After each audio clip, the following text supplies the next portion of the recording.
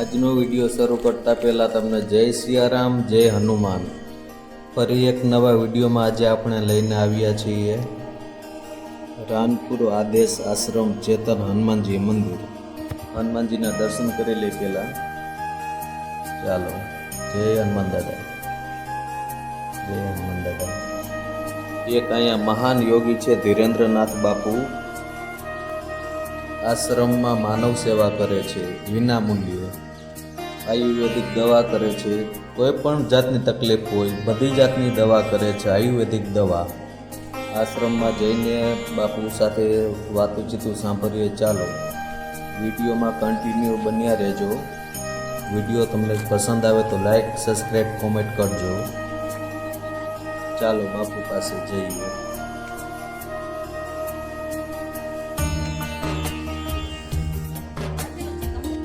સાયટિકાનો કેટલા સમયથી પ્રોબ્લેમ હતો?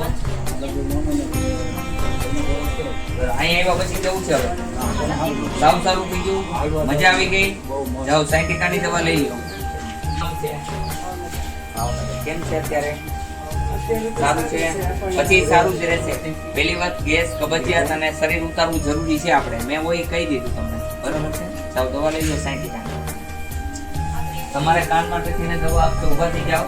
આ કાનના પોઈન્ટ મેં તમને બતાવ્યા છે. આ કાનના પોઈન્ટ ગમે લોકોને સીટી વાગતી હોય કે અવાજ બોલી નથી, સંભળાતું નથી, આ કરો. હા, અહીંયા આમ કરવાથી માણસ તાત્કાલિક સાંભળતો થાય છે અને કાયદેસર રીતે એને રિલીફ મળે છે 100%. તમે જોઈ જુઓ, અજમાઈશ કરો જાતે. અહીંયા ખાડા પડે છે, અહીંયા આમ કરવાનું, અહીંયા આમ કરો. આ કાનના પોઈન્ટ છે. અહીંયા આમ કરવાથી જે માણસ બિલકુલ સાંભળતો નથી તે સાંભળે છે, બરોબર છે?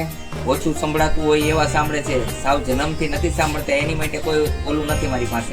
પણ જેને ઓછું સાંભળવાનું થઈ ગયું એ સાંભળતા થઈ જશે. કાનમાં સીટી વાગશે એની માટે સુપર 2 પોઈન્ટ બતાવ્યા છે. જાઓ. અને તમને કેમ છે ફાયદો પડ્યો ને અહીંયા આવ્યા પછી? અવાજ ઓછો થયો ને અને સાંભળવાનું સારું મળશે ને. ચાલો બોલો. અહીંયા આવવા માટે થઈને આટકોટથી ગરણીથી ચોખાણ રૂપ આદેશ આશ્રમ આવેલો છે. અહીંનો સમય સવારે 9 થી 12, સાંજે 4 થી 6 છે. સોમવારની રજા રહીએ છીએ. કોઈ પણ વ્યક્તિ આવે તો અમે કીધું એ માટે તેમ કે ભૂલા ન પડે અને સમયનું પણ એને ધ્યાન રહે. અને હનુમાન જયંતિની અંદર ચોખ્ખી રજા છે. હનુમાન જયંતિની અંદર દર્શન કરવા આવવાની છૂટ છે. દવા લેવા ન આવવા નમ્ર વિનંતી છે. જય હનુમાન. હું આશા રાખું છું કે તમને આ વિડીયો પસંદ આવ્યો હશે. બાપુ સાથે આપણે વાતચીતો કરી, અહીંયા જે કંઈ હતું તમને જણાવ્યું છે. તમને વિડીયો પસંદ આવ્યો હોય તો લાઈક, સબસ્ક્રાઈબ, કોમેન્ટ જણાવજો.